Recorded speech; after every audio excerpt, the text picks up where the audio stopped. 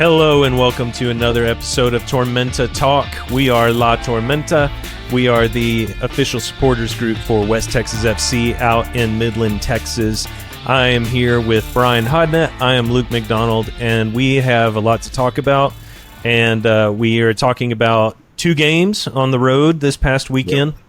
We're talking watch parties. We're talking about some events that are going on with the club. And then we are looking ahead to probably the game of the season for the supporters group, which is El Dustico at home. And so we'll explain a little bit of the history for anybody who's kind of new to the club or new to the supporters group. But Brian, why don't we start with just kind of talking about the games this past weekend? We went and drove all the way down to Brownsville. It's a long drive. Yep. Have you made that drive, Brian? No, I haven't. But so we made that drive like I guess it was like a year or two ago. I can't remember the last time I spent that long in one shot in the car. Yep. For those that don't know how big Texas is, because I know we have some international audience now, and thanks for that. That's really awesome. To drive from where we're at in Midland to Brownsville, Texas is about 8 hours. To go from Brownsville to the furthest north point in Texas, I think takes 18 and a half hours in a car. So it's almost a full day of driving. So that one down to Brownsville, then to go from Brownsville to Houston, following that coastline, is still, you're tripping, 4-5 hours to go from Brownsville to Houston, something like that.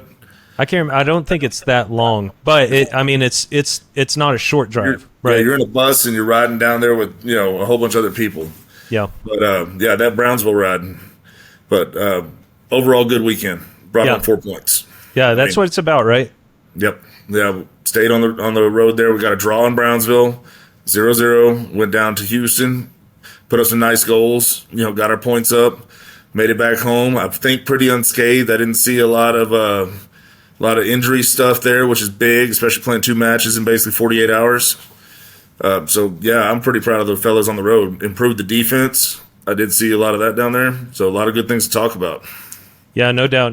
And, and all of that's outside of just having to play on Friday night and then turn around and play on Sunday night, right? I mean, just that, even if it was home games, like that's taxing. So to do that after that big long road trip. So, kudos to really all the NPSL teams. They have to do a lot of driving, and especially down here in the Lone Star Division. We're going to Oklahoma. You got games in Arkansas. It's just a lot of road time. So kudos to all those teams. So let's start with Brownsville, the 0-0 draw.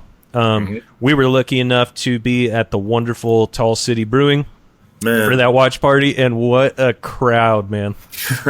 That was how I love to see La Tormenta represented. We packed the area they gave us. We even overflowed it. We had to pull more tables, more chairs. It was loud. We had some players in attendance. They had the popcorn bar rocking, Tall City staff taking care of us as always, man. Where else are you going to go? This is the best place to do this. Again, front of the shirt, top class, right there. Yeah. The watch parties are legit, and they're lit, man. Y'all got to come out. If you hadn't been to one, come to one. Yeah, and it's a different experience. It's kind of a lot of the fun of the game. Obviously, it's difficult because you're watching it on TV. We're not doing the chants and stuff, but it is, you get to sit in air conditioning, and the popcorn bar was a huge hit. Yeah. They had about, 20 popcorn seasonings, and I will say that the kids were mad scientists when it came to the popcorn seasonings. Yeah. I did see a few of them who literally had one of each. Like they put one, a little shake, not a little shake, quite a bit of every single one of them into one bag of popcorn. And so so the watch party was fantastic. And had a few of these hanging around as well. These nice little cold adult beverages. That's right. So let's get into the game a little bit, Brian. Brownsville is always a tough match, right? Man. And it kind of each year you just don't really know what you're going to get. And I think the drive down there, them as a team, just in general, they've been really successful in this league in years past, and obviously have a talented squad this year. But what was maybe kind of a couple of your big takeaways just from the game overall? Well, my big first one was, our passing still needs improvement. I mean, it is what it is, man. We're still working out that gel. We're still working out that cohesion, if you will. A lot of turnovers. We made some really good aggressive plays on offense. A few guys looked like they tried to pick up the bag and do it themselves. They felt like, okay, well, I got to try. I got to throw the team on my back, which in times when you're not scoring goals, get after it, man. Somebody's got to throw a shot in there. But I do want to commend the defense. Like I said a second ago, defense stepped up. Defense improved. Man, You saw even some of the forwards coming in. I think it was Alberto came in on a sliding tackle on a ball that the guy had beat the left back around the edge. He comes flying on the screen. Whew, clean ball, man, and not even out for the goal or for a corner, sent it out for a throw. I was like, man, talking edge to edge defending. That's right. right. I mean, our back line played really well. Keeper played really well. That was Keegan's first game. Keegan's, yep. Yeah. Yep, I was really impressed by the shoring up of the defense there. I mean, to give up, 4 in Oklahoma, or against Oklahoma, and then go to a clean sheet. I know it's a draw, but still clean sheet. Right. Yeah, definitely shored that up quite a bit. And Brownsville is a great team, so I don't want this to sound disrespectful at all. But they only had a few opportunities against us. They really shored up, and they didn't give them a lot of open looks, didn't give them a lot of open chances. It was a better showing. I agree, and we've talked about the back line being maybe a weak point in some of the early games in the season, and I totally agree. It's worth pointing out that I thought they had a really great match in Brownsville. Close. It's still about another 5-7 hours away. Yeah. I was going to say Brownwood's a lot closer.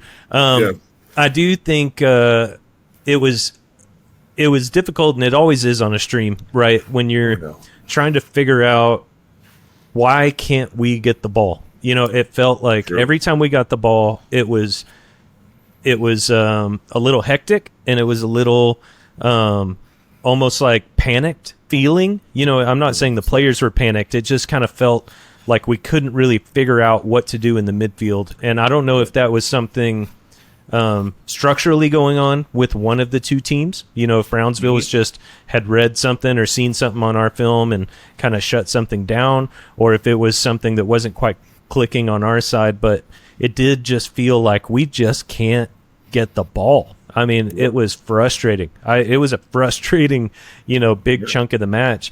And then what was fascinating was that the last 15, 20 minutes was just bonkers.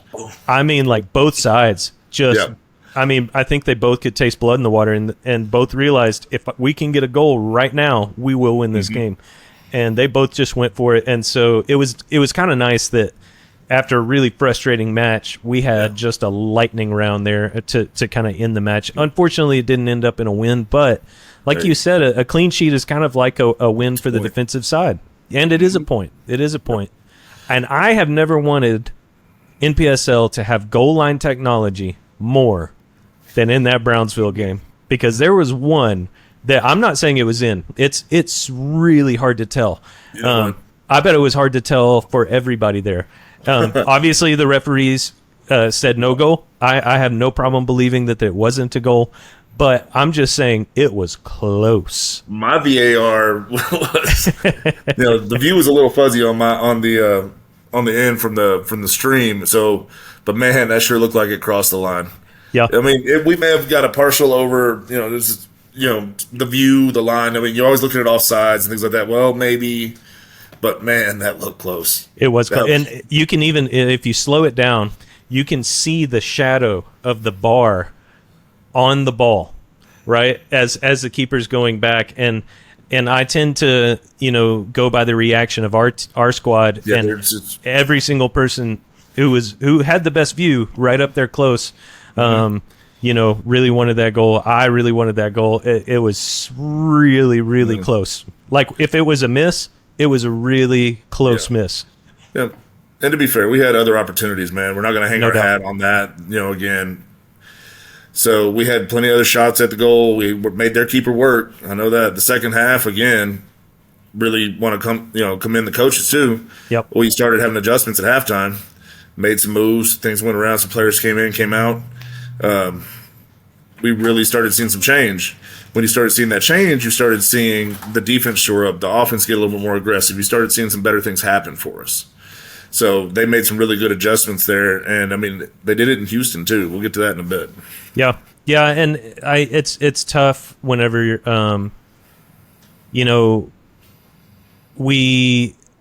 it's tough to talk too much about a 0-0 draw. And again, a frustrating game. I think the big thing was the possession, and you brought up the passing.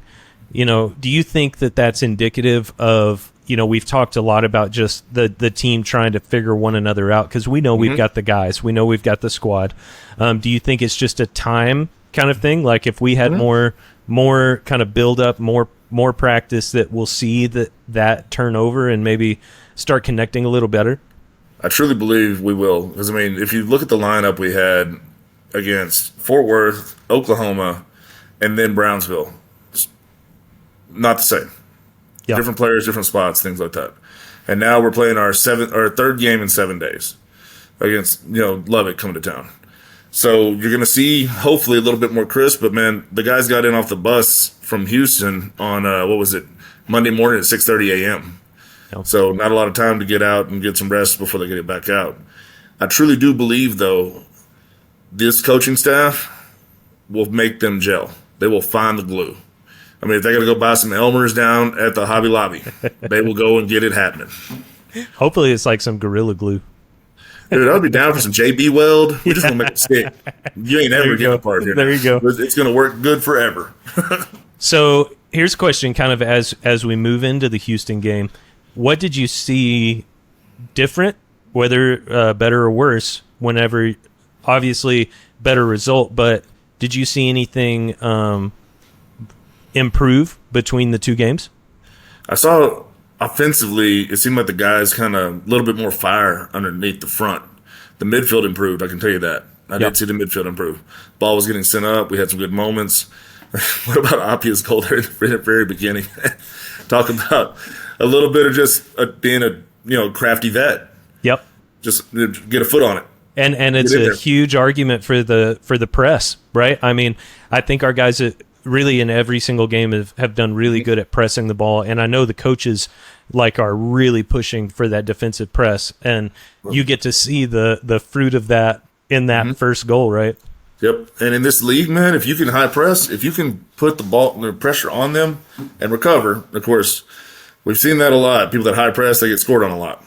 Yeah. So, but if you can do the press and you can operate it right, man, you can make keepers make mistakes. You can make back lines guys make mistakes, and you can capitalize on it and get those so sweet goals that make the difference. So I think if they keep doing that and they keep doing it at a high level, they're going to be a problem for the rest of the season. Yeah, totally agree with that. And I did think, one of the things that kind of occurred to me between the two games was Carrick Bromish. I think one of the tides turning in the Brownsville game was Carrick coming on the pitch. And then he starts in the second game, and I think you see a little bit more cohesion there. Not to mention, and I'm picking that out just as a cause and effect, right? Maybe there was a lot going on. Maybe it was a formational change. Maybe there was more. Just it seemed like as soon as Carrick comes in the game in Brownsville, things start to get better.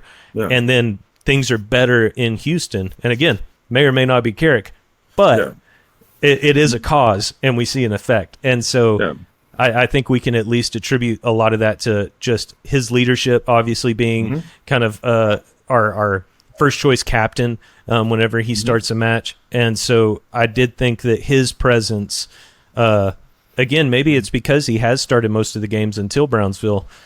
Maybe that helped us out a little bit. Well, look at it. We did the breakdown. What did Scotty call him? The midfield maestro. Maestro. That's right. So if you look at it, maybe he sat out in that first part of that Brownsville game for rest. I have no doubt. I don't know what his schedule was like coming in for this club. We don't know how busy he's been, and we don't know if he might have gotten nicked up against Oklahoma. Don't know. But I can tell you, when he went on the pitch, it's like the lights went on. Okay, here we go. When he was on the pitch in Houston, things weren't as easy to get shut down in the midfield. Yep. I mean, him and then Lucas as well. Lucas playing in that. I was going to mention him too. A couple of minutes in Brownsville. Yep. But when he went on, man, he went in there like a shot out of a cannon. That he did.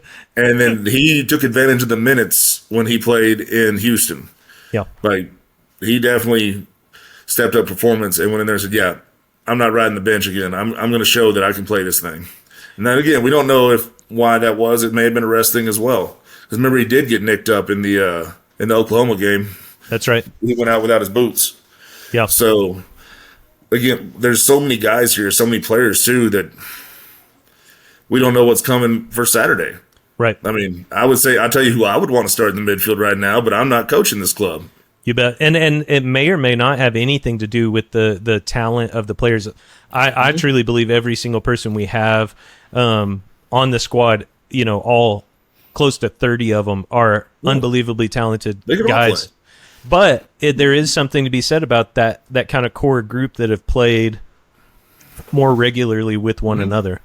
And we're starting to see kind of that starting 11 kind of start to manifest. That doesn't mean it's going to stay consistent, but we have seen a little bit, the guys that we kind of expect to be out on the pitch at this point. Yeah, I mean, we talk about it. It's a 10-game season, but it's a bumpy 10-game season. You don't get a lot of rest time to recover. This isn't Premier League. Hey, we're playing Sunday morning. Now we're playing Sunday morning again. You get some rest. You get recovery time. Man, 2 games in 48 hours, 3 games in 7 days. Yep.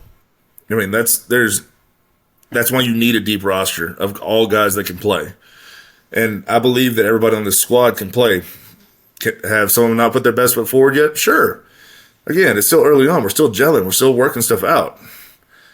But we got some guys that are running, through a wall for Scotty. You can see it out there too. Yep.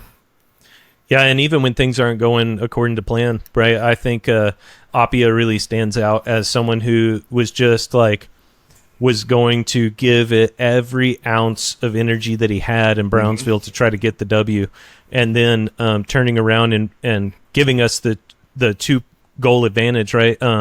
In Houston, the first goal being kind of just high press, putting pressure on the keeper with the ball at his feet, getting a fortunate goal out of that, and then scoring the penalty just cool, calm as you like. I was done it before. Yeah. Did you have any doubt when he stepped up?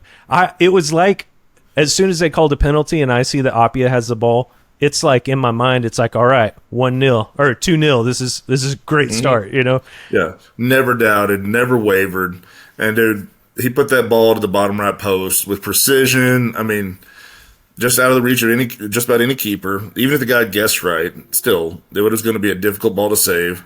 And don't get me wrong, I love a real nice, fancy penalty kick that you're going to put it right and bang it up against the corner top bends and stuff like that. But when you need an efficiency, you need points, and the goal differential matters, put that thing on the bottom right, put it on the bottom left, beat the keeper with some pace, and let's get to moving. Let's get back on the pitch and get another one. That's right. And then, obviously, we saw a classic Alberto De Miguel goal. I just love watching him play football. There is something about his movement and the way he controls the ball at his feet that's just, it gives me echoes of last season. We had several guys on the team who were that way, and some of which are still in the squad, but he's one of those guys that every time he gets the ball, you just expect something to happen. And he doesn't let you down.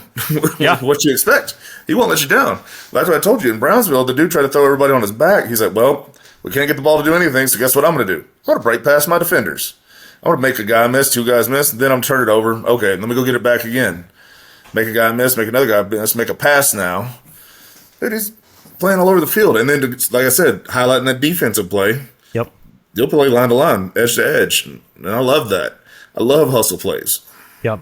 Yeah, and big shout out too. I think we got to see some new defenders as well, and I was really happy with what we saw there. We had seen guys like Rex and Axel kind of in smaller roles or coming off the bench, but they both got some more minutes, and I thought they both played really, really well. It was exciting to kind of see. I think it was Oklahoma was the first time I'd really noticed. I'm pretty sure it was Axel on the pitch during the Oklahoma game.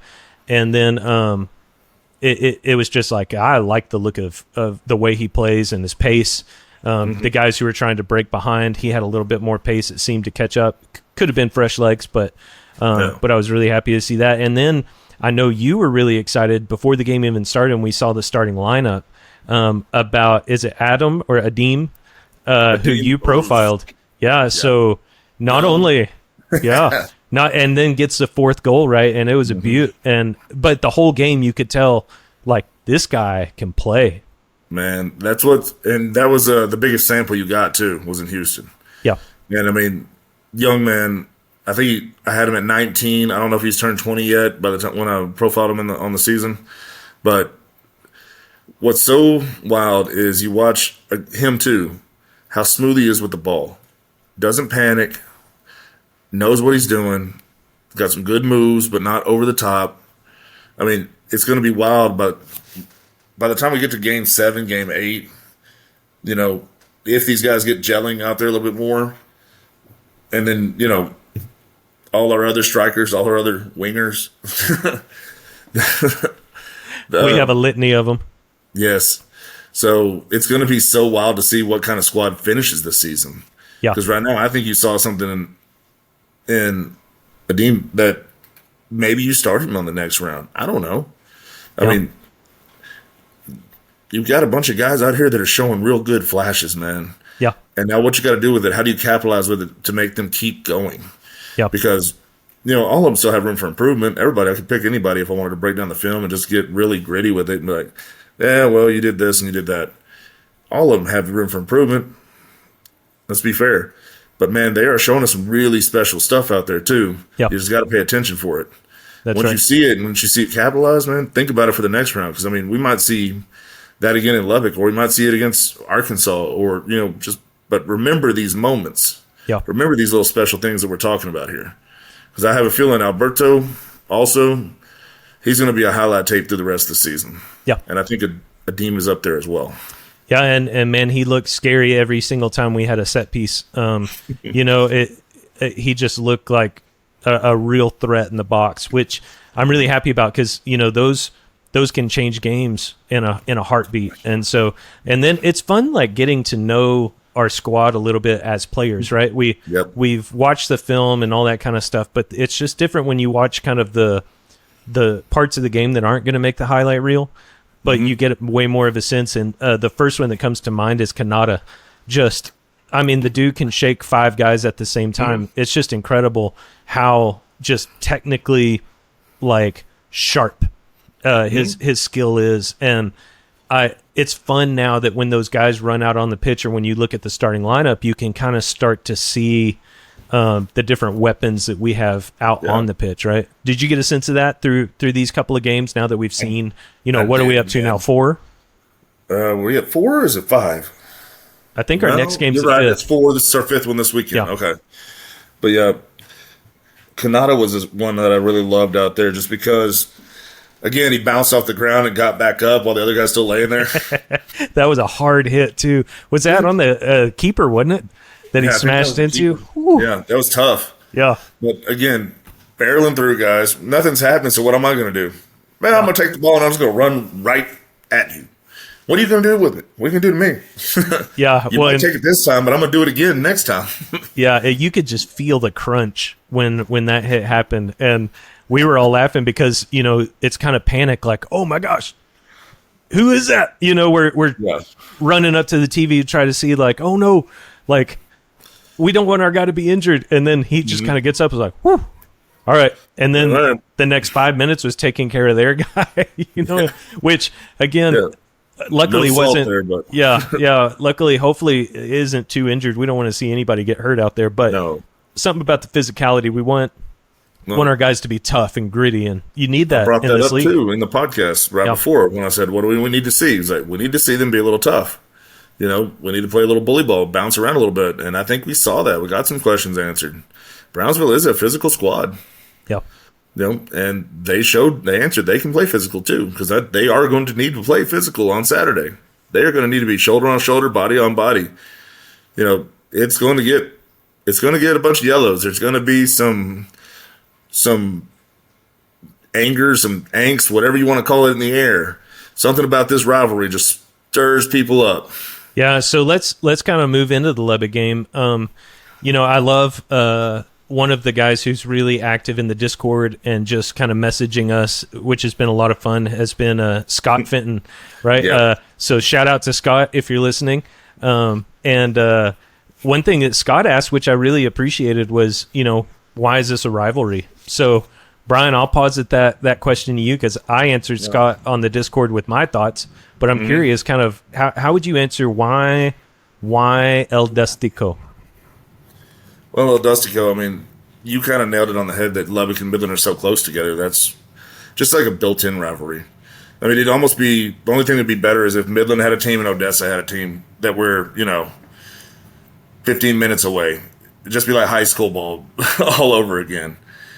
But Lubbock coming into the league, before us, West Texas FC getting founded, Lubbock's had some success. We came in right off the run and started having success too. And that just kind of sparks good competition. Yep. Yeah, and it was interesting before the first season that West Texas FC existed. It was already determined El Dustico was a special event, and the history behind that. And this is going to be like, of course, to a lot of people listening, but there's a lot of brand new fans, and so a lot of this comes from when Barcelona and Real Madrid play one another. It's the El Clasico, right? It's just every time they play one another, it doesn't matter what competition. Could be Champions League, could be La Liga, could be the Club World Cup. It could be anything, right? But every time they play one another, it's El Clasico, and that's just the rival in world football. And people have kind of taken that name and kind of described their own derbies the same way. I know LA Galaxy and LAFC, they call it El Tráfico. Yep. And so yeah, so it's perfect for us, man. Yeah, that's right. And we have a trophy just for this game. Every time we play this game, the trophy goes to the winner of Lubbock Matadors versus West Texas FC. Yep. And for those at home that don't know, I mean, we talked about it in Fort Worth. It is a silver tumbleweed. Big thing, too. Good size. Yep. Nice. And if you don't know what a tumbleweed is, watch Five Goes West, apparently. That's the best way to describe it. Yep. The tumbleweeds, they blow around out here all the time with all the wind, all the dust. You probably hit one with your truck going down 20. Oh, we aim for them, man. I love seeing them explode. Yeah, it is that's why you have more tumbleweeds, because you do stuff like that. Yeah. But it's a beautiful idea, because I'm and not for nothing, I just want to point out where that tumbleweed has been living for most of its life. Just going to say, it's just a little bit of, not to poke the bear or nothing. It's just objective data. It's objective fact. Yeah, facts on facts. I mean, so it's been a really fun rivalry, though, because when we won it, I didn't ever see us giving it back. Now, there might come a day, but when we won it last year and we got it back in Midland, it was beautiful. Yep. We got to bring it home. We got to have it out there for that final game, and we got to hoist it. Yep. There's some great pictures on in our chant app. I have a picture of us standing with El Dustico trophy after we won it that time, and I sure hope to do it again on Saturday. That's right. This is that deal, man. This is that over something as simple as a tumbleweed. There's a rivalry now. And, that's right.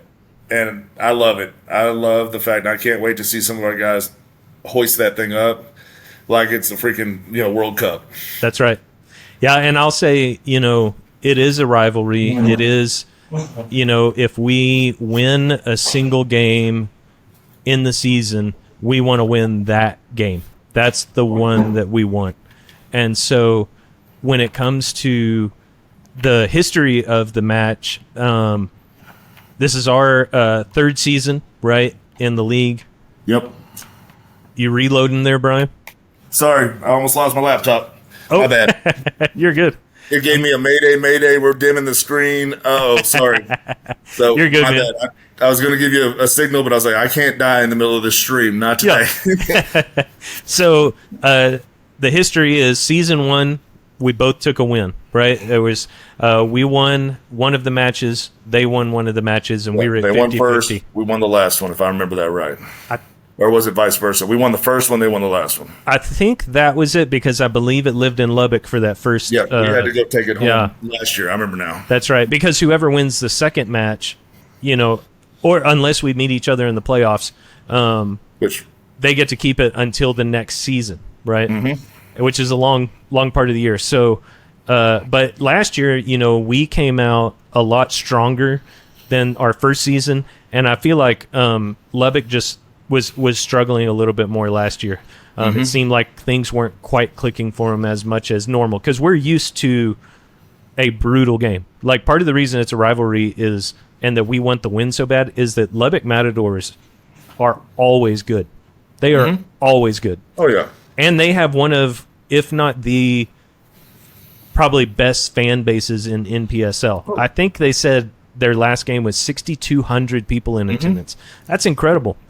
Yeah. And the Mozos are one of the best supporters group. La Tormenta wouldn't be, I don't think, in existence to the degree that we are without Mozos, because those guys, we drove down to Lubbock, went, and hung out with those guys, and they literally said, here's what you got to do. Call us if you need anything. They've been a really, really fantastic resource. So we want to win that game, but it's kind of how you want to beat your best buddy, right? It's something like there's a lot of really good energy between the two groups. I'll say, sometimes it gets a little ugly. That hasn't been my experience, and as your SG and your fan base grows, you're going to have that kind of thing. But all of the people that I personally have interacted with, over there, have been fantastic people, have been super helpful. They all want, we want to win. So we go into the stadium, we're going to chant, we're going to kind of like throw some, kind of sportsmanship over their way. They're going to throw some back. It's like a fun, heated battle, and it adds a little spice to the match, and I love that. But I also want to make sure that we kind of promote the positivity that I think has been my experience between the two clubs, even being a rival. It's not like, where some clubs you wear the wrong jersey in the wrong neighborhood, you're going to get jumped. It's not that kind of energy to me. Well, we're not fighting in the parking lot. If you want that noise, then don't bring it to our house. We won't bring it to yours, right? I've said it from the beginning of this SG, and I'll say it through the end of it. If it ever becomes about negativity and ugly, I'm out. Yeah. You can go ahead and count me out. I'll be a fan in the stands, but I'm not going to be part of ugly. I really enjoy the friendly banter, kind of ribbing your buddies, right? Yeah. And again, tip to the hat of the Mozos, because they really kind of were hitting me up saying, hey, y'all should really do something down there. Y'all guys came to me, we went to them, and we started doing something down here. And now, we had a podcast going here. This is something, now they've started a podcast. I mean, we're really kind of feeding off each other. We're really growing here. Our method's different than theirs. They have a bigger, SG. I would say our growth numbers year one are very solid. Yeah, I'm really happy. I don't know where that number's at yet, and I bet you our buddy Chris can tell us, and that will be for the next episode. So Chris, if you watch this, do your homework, please, sir. I know that man's got it ready. He's ready for me already. That's right. He's been living it up in Ecuador.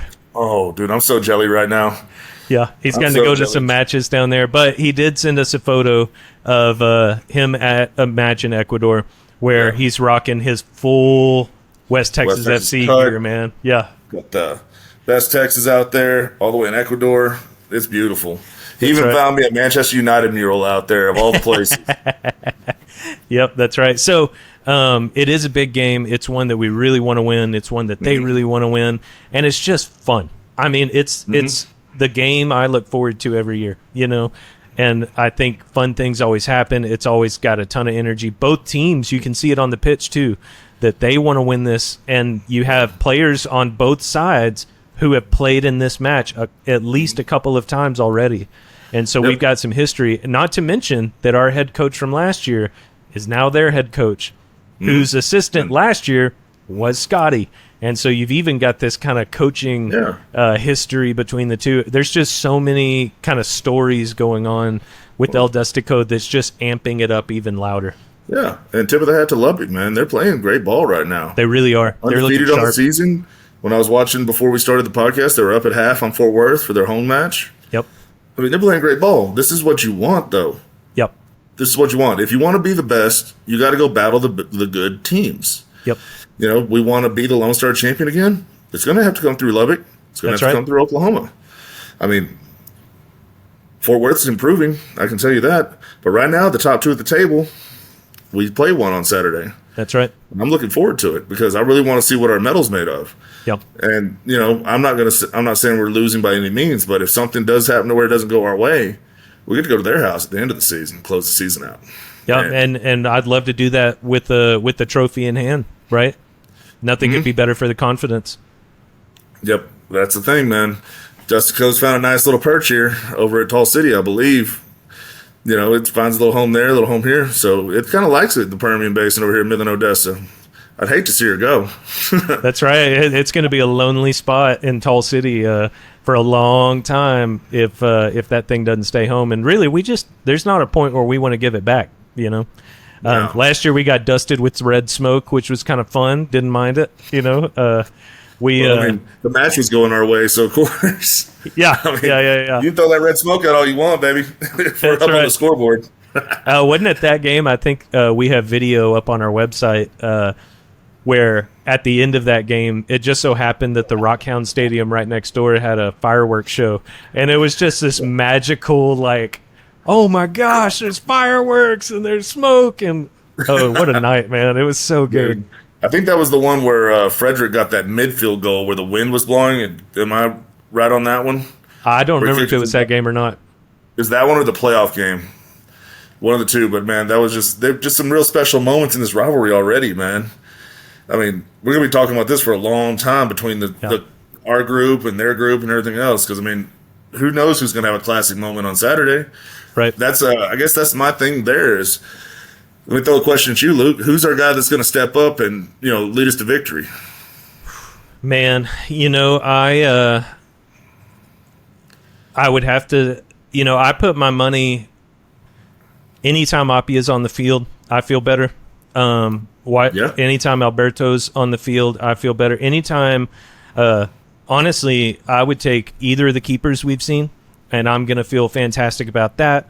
I really hope that Axel and some of those guys get the start. I really hope that Lucas and Carrick are in the midfield. I really hope Kenny comes off the bench or starts. I just, something about that guy, man, he lights it up.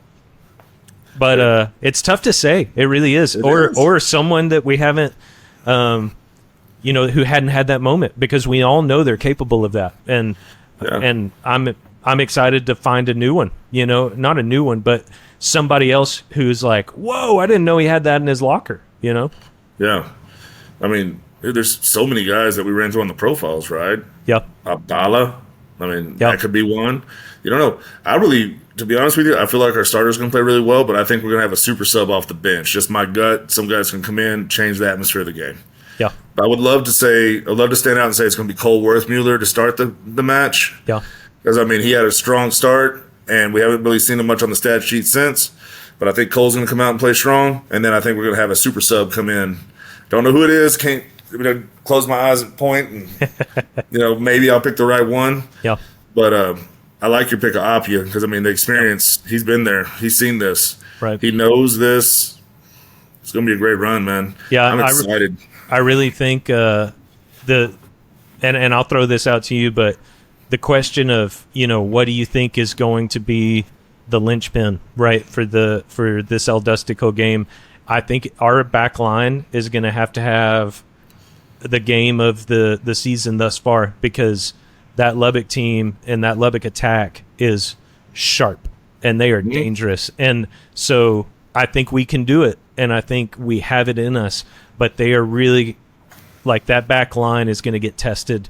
And I'm excited to see them kind of come out and rise to that occasion, because I think it's going to take that to win this game. And I'll see you on the back line, and I'll raise you our front line. If we can go in high press and put pressure on their back line, it's basically we're almost playing each other's game here, right? It's kind of like you see each other's strengths, and it's like, okay, we're pretty. I feel like we're pretty set a long ways. With like, you may have an advantage here, they may there, blah blah blah blah. I think if our front guys can go out there and just swarm their guys, mistakes will happen. And then our midfield needs to step in and take advantage of that ball, not making it all the way past the half line. But Luke, to be honest with you, I really think that our back line and our keeper is going to be what wins the game. I agree. But I really want to see our front end go and put a bunch of pressure on them. Now, Scotty may call something totally different. We do not press. We're just holding shape. And I'll be like, whoo. It is what it is. No one knows the tactics of Lubbock's head coach better than Scotty, right? Yeah. And and the opposite is probably also true, right? And so it's really going to be, it could be that it all comes down to shape and how you play too, because you got two really really talented coaches with history and knowledge of the other. Well, I mean, this could turn into hold your line, play from the back, and who's going to make the mistake first. Right.